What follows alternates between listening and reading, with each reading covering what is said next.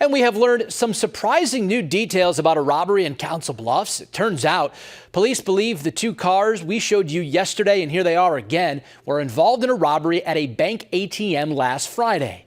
A technician had just arrived to work on the machine outside the 29th and Broadway U.S. Bank when the ATM was opened. The technician was then pushed out of the way, and someone stole cans which contained cash. If you can help identify these cars on your screen right now, we also have them posted up for you at WOWT.com. Pick up the phone and give Council Bluffs Police Crime Stoppers a call.